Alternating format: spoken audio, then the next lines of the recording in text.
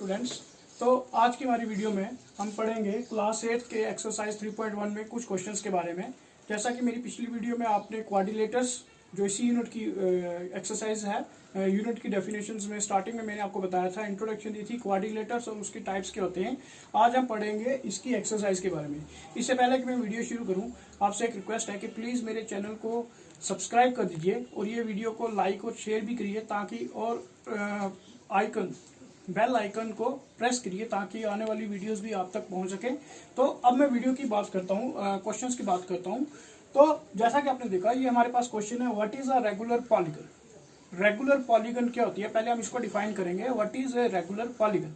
फिर इसके बाद हम देखेंगे तो इसका जब मैं, अब क्योंकि ये डेफिनेशन है, ये सोल्यूशन नहीं हम लिखेंगे। सोल्यूशन तब होती है जब हम सॉल्व करते हैं, तो इसको हम आंसर लिखेंगे कि रेगुलर पॉलीगन क्या होती है। तो मैं इसकी डेफिनेशन लिखता हूं, a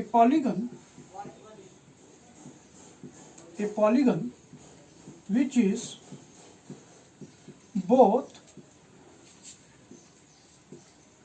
equilateral and equiangular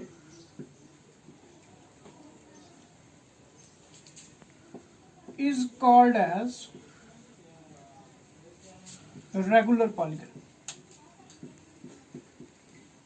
आपको डेफिनेशन से समझ आ ही गया होगा, एक पॉलीगन जो इक्विलेटरल भी हो और इक्वी एंगुलर भी हो, कहने का मतलब हो जिसकी सभी साइड्स बराबर हो और जिसके सभी एंगल्स भी बराबर हो, उसको हम कहते हैं रेगुलर पॉलीगन। आपको क्लियर हो गया होगा रेगुलर पॉलीगन क्या होता है। अब हम बात करते हैं, फिर से आगे है, state the name of regular polygon of sides. तो हमें बताना है तीन साइड वाली रेगुलर पॉलीगन को क्या कहते हैं। तीन साइड वाली पॉलीगन को कहते हैं ट्राइंगल, लेकिन वो स्पेसिफिक ट्राइंगल जो रेगुलर हो, यानी कि जिसके सारे एंगल्स और सारी साइड्स इक्वल हो, उसको हम कहते हैं, ए पार्ट के आंसर में, इक्विलेटरल ट्राइंगल। इक्विलेटरल ट्राइंगल ये एक रेगुलर पॉलीगन होती है हैविंग 3 साइड्स। अब हम बात करेंगे एक regular polygon having 4 sides. 4 sides वाली रेगुलर पॉलीगन कौन सी होती है, तो आप बता सकते हैं। कल हमने डेफिनेशन की थी, स्क्वायर। स्क्वायर की सारी साइड्स बराबर होती हैं और स्क्वायर के सारे एंगल्स भी बराबर होते हैं, इसलिए इसको कहते हैं रेगुलर पॉलीगन हैविंग 4 साइड्स। हाँ तो स्टूडेंट्स, अब हमारा जो नेक्स्ट क्वेश्चन है वो है, find the angle measure x in the following figures. Figures आपके सामने दिख रही हैं, ये क्वाड्रिलेटर है, ये भी यहां से क्वाड्रिलेटर ही है। तो कहता है कि इन दोनों में एक्स को फाइंड आउट करना है हमने। तो कल मैंने आपको एक नोट बताया था, sum of the angles, all angles of a quadrilateral is equal to 360 degree. उसी चीज का इस्तेमाल, उसी नोट का इस्तेमाल आज हम यहाँ पे यूज हम करेंगे इन क्वेश्चंस को सॉल्व करने के लिए। तो सबसे पहले मैं इसको सोल्यूशन करता हूँ। एज आप देख सकते हैं कि ये क्वाड्रिलेटर है, इसमें 3 एंगल दिए हुए हैं। तो सबसे पहले हम लिखेंगे, वी नो दैट, हम जानते हैं, हम क्या जानते हैं, sum of all angles of a quadrilateral is equal to 360 degree. ठीक है, एक क्वाड्रिलेटर्स के सारे एंगल्स का सम 360 होता है। तो उस हिसाब से इसके 4 एंगल्स आप देखें तो, पहला अगर मैं x मान लेता हूं, x प्लस 120 प्लस फिर आ गया 130 प्लस ये तीसरा चौथा आ गया 50 इज इक्वल टू, ये किसके बराबर होगा, 360 डिग्री। आप इन तीनों को सम कर दीजिए। This is x plus 0 plus 0 plus 0 is 0, 5 plus 3 is 8, 8 plus 2 is 10, 0 carry on 1, 1 plus 1 2 and जो कैरी बचा था that is 3। इन तीनों को ऐड करके हमारे पास आ जाता है 300 degree is equal to 360 degree. और क्योंकि ये लीनियर इक्वेशन है, तो जब आप इसको ट्रांसपोज करेंगे तो ये जो पॉजिटिव है 300 दूसरी तरफ जाएगा इक्वेशन के, तो ये नेगेटिव हो जाएगा। This is 300, sorry this is 300। अब जब हम इसमें से माइनस करेंगे तो x is equal to 60 degree. ये रहा इसकी सोल्यूशन। ये फर्स्ट पार्ट जो हमने है x इसका निकाल दिया, वो है 60 डिग्री। इसी तरह से मैं अगर सेकंड की बात करूं, इसकी सोल्यूशन करते वक्त यहाँ पे हम एक काम कर लेते हैं, क्योंकि आप देख सकते हैं इसमें हमारे पास एक और एक 2 एंगल है। तो ये एंगल कितने डिग्री का होगा, यहाँ पे ये चीज देखने वाली है कि ये एंगल कितने डिग्री का होगा, यहाँ पे आप क्लियर कर लीजिए। क्योंकि ये 90 है और ये दोनों एंगल्स एक सीधी लाइन के ऊपर हैं, तो ये लीनियर पेयर फॉर्म बनाते हैं। लीनियर पेयर मतलब दोनों का सम 180 है और ये 90 है, तो ये भी कितना होगा, 90 होगा। अगेन यहाँ पे लिखेंगे हम एज वी नो दैट, हम जानते हैं, हम क्या जानते हैं, sum of all angles of a quadrilateral is equal to 360 degree. Again this implies, इसका मतलब क्या हो गया, ये चारों एंगल्स x प्लस 70 प्लस 60। अब जैसा कि मैंने कहा, क्योंकि ये 90 है तो ये दूसरा एंगल भी 90 का होगा, क्योंकि ये स्ट्रेट लाइन के ऊपर है। तो plus 90 is equal to 360 degree. फिर से इन तीनों को सम कर दीजिए, 0 plus 0 plus 0 is 0, 9 plus 6 17, sorry 15, 15 plus 7 is 22। ठीक है, क्लियर हो गया। 9 प्लस 6 आ गया 15 plus 7 22।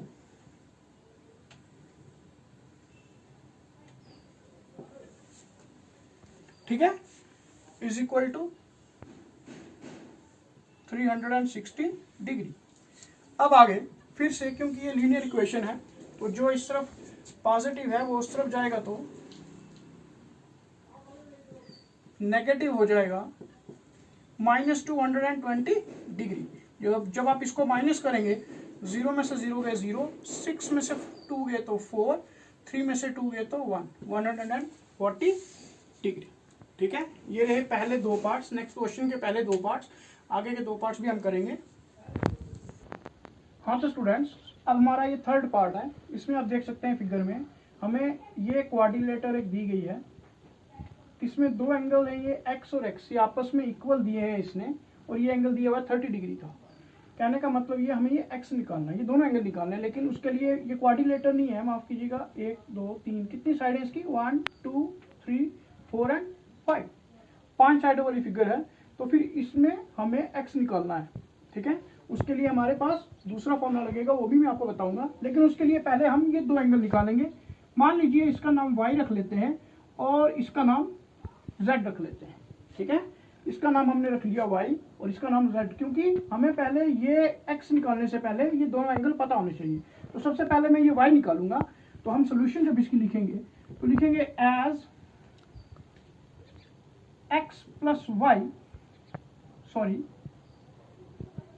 y plus 70 is equal to 180 degree. ये y और ये 70, ये 180 बना रहे हैं। क्यों बना रहे हैं, रीजन लिख देंगे, लीनियर पे। ये अगर आप देखें, दोनों स्ट्रेट लाइन के ऊपर हैं और दोनों एंगल्स का वर्टेक्स सेम है, दोनों की एक आर्म सेम है, तो फिर ये लीनियर पेयर बनाते हैं। और लीनियर पेयर का मतलब दोनों एंगल्स एक दूसरे, दोनों का सम 180 हो जाएगा। तो वहां से हमारे पास निकल जाएगा y इज इक्वल टू, ये जो 70 है पॉजिटिव है, उधर जाएगा तो नेगेटिव हो जाएगा। This is y is equal to 110। y हमने निकाल दिया। इसी तरह से हम z निकालेंगे ऑल्सो।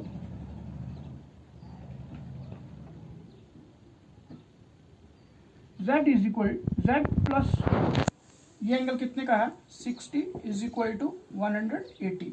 रीजन सेम लिखेंगे, लीनियर पेयर, ये भी लीनियर पेयर बना रहा है। इसका मतलब क्या हुआ,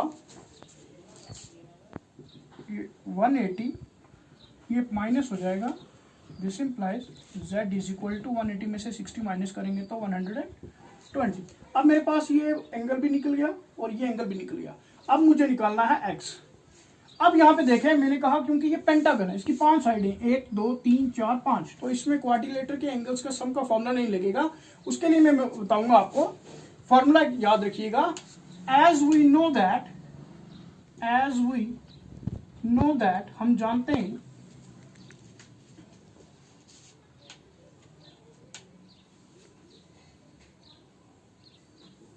सम of a polygon having n sides is equal to n minus 2 into 180। ये फॉर्मूला याद रखिएगा कि जब भी हमारे पास कोई पॉलीगन हो जिसकी n साइड्स हैं और हमें वो साइड्स के सारे एंगल्स का सम निकालना है, sum of all angles, sum of all angles of polygon having n sides. किसी भी पॉलीगन का जिसके सारे एंगल्स का सम निकालना हो तो ये फॉर्मूला रहता है n-2, n is the number of sides, n-2 into 1/180।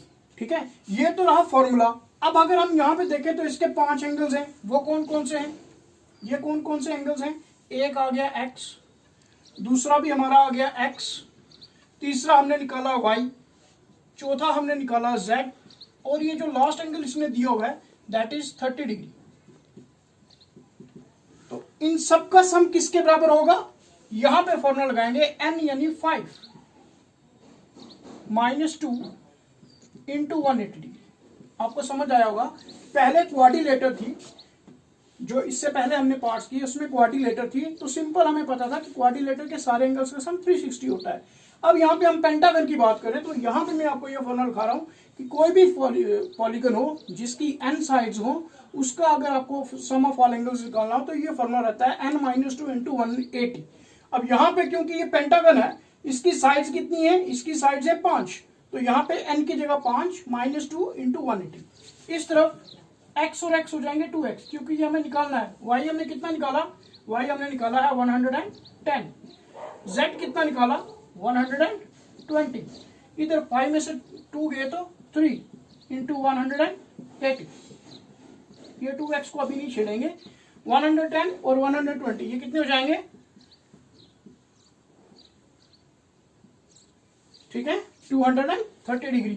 इस तरफ 3 इंटू 0 इज 3, 0, 8 3 24, 4 बचेगा 2, 3 1 3, 3 + 2 5, इट्स 540। अब आपको पता लग गया होगा कि पेंटागन के 5 एंगल्स का सम 540 डिग्री होता है, लेकिन हमने डिराइव किया है इस फॉर्मूले से। अब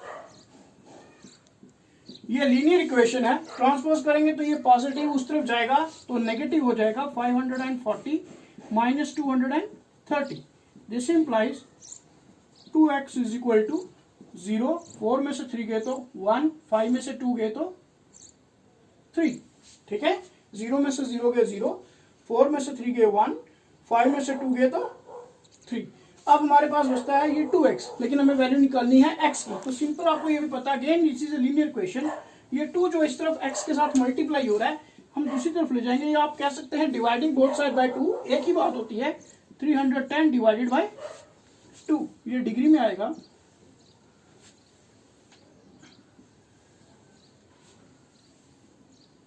अब इसको डिवाइड कर देंगे, 2 1 = 2, 1 बचेगा यहाँ पे लगेगा, कितना हो जाएगा, 11, 5 2 10, अगेन यहाँ से 1 बचेगा, 10 बनेगा, 5 2 10, x इज इक्वल टू 155, ये रहा आपका आंसर। समझ आया बच्चों, इसके लिए आपको यूज करना पड़ेगा ये फॉर्मूला जो पहले आपने यूज नहीं किया था, n-2 into 180, n is the number of sides. जब भी हमें किसी भी पॉलीगन के सारे एंगल्स का सम निकालना हो हैविंग n साइड्स, तो हम उसमें ये फॉर्मूला यूज करेंगे। हमने यहाँ पे ये फॉर्मूला यूज करके यहाँ पे इसकी वैल्यू निकाली है। हाँ तो स्टूडेंट्स, अब ये रहा हमारा फोर्थ पार्ट, जैसा आप देख रहे होंगे, again it is a pentagon, 1 2 3 4 5, 5 side है, ये पेंटागन है। यहाँ पे कोई भी एंगल दिया नहीं है, कोई एंगल नहीं दिया है, लेकिन यहाँ पे अगर हम बात करें, हमें ये x निकालना है, ये जो एक लाइन बनी हुई है इसका मतलब है इसकी सारी साइड्स इक्वल है, सारी साइड्स इक्वल है, दैट इज अगर साइड्स इक्वल है तो फिर इसके एंगल्स भी इक्वल होंगे, मतलब कि ये एक रेगुलर पेंटागन है, ये एक रेगुलर पेंटागन है, यानी इसके सारे एंगल्स भी इक्वल है और इसकी सारी साइड्स भी इक्वल है। तो उसके लिए हम लिखेंगे सॉल्यूशन में,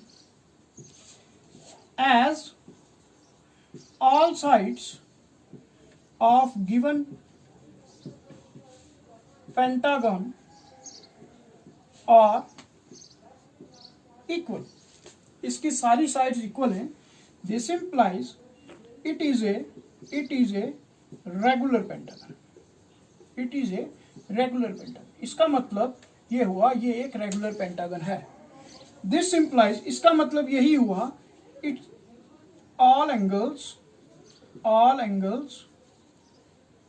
of given pentagon are equal. इसका मतलब इसके सारे एंगल्स भी क्या होंगे, इक्वल। यानी अगर ये एक एक्स है तो ये भी एक्स है, ये भी एक्स है, ये भी एक्स है और ये पांचवा भी एक्स है। अब हमें इस एक्स की वैल्यू निकालनी है, तो इसके लिए एज वी नो दैट जैसा कि हमने पिछले क्वेश्चन में भी किया था, sum of all angles of ए। अब क्योंकि हमने फॉर्मूला पिछले क्वेश्चन में कर लिया है तो मैं सीधा लिखूंगा ऑफ ए पेंटागन 550। हमने पिछले क्वेश्चन में देखा था, फॉर्मूला लगा के हमने इसकी वैल्यू निकाली थी कि पेंटागन के सारे एंगल्स का सम कितना होता है 540। उसी का यूज करेंगे। इसका मतलब क्या हो गया, इसका अगर एक एंगल एक्स है तो बाकी के भी कितने होंगे, एक्स होंगे। This is x degree is equal to 540 degree. अब ये कितने एक्स है गिने, 1 2 3 4 और 5। इसका मतलब हो गया this is 5 time x is equal to 540। Again ये लीनियर इक्वेशन है, 5 इस तरफ मल्टीप्लाई है, दूसरी तरफ चला जाएगा और ये क्या हो जाएगा, डिवाइड। और जब हम इसको डिवाइड करेंगे 5 1 5, यहाँ पे 0 लगेगा, 5 8 40। दिस इंप्लाइज आपके पास एक्स निकला 108 डिग्री। तो ये रहा आपका फोर्थ पार्ट इस क्वेश्चन का, लास्ट पार्ट, कि जिसमें x जो है 108 डिग्री है। इसमें हमने रेगुलर पेंटागन, जिसकी मैंने आपको डेफिनेशन भी कराई, उसका यूज हुआ कि रेगुलर पेंटागन है क्योंकि इसकी सारी साइड्स इक्वल है। सारी साइड्स इक्वल है तो मतलब सारे एंगल्स भी इक्वल हो जाएंगे। और फिर वहां से हमने पेंटागन का दूसरा फॉर्मूला यूज किया, सारे एंगल्स का सम 540 होता है। वहां से हमने निकाल दिया कि इसका हर एक एंगल कितने डिग्री का है, 108 डिग्री का है।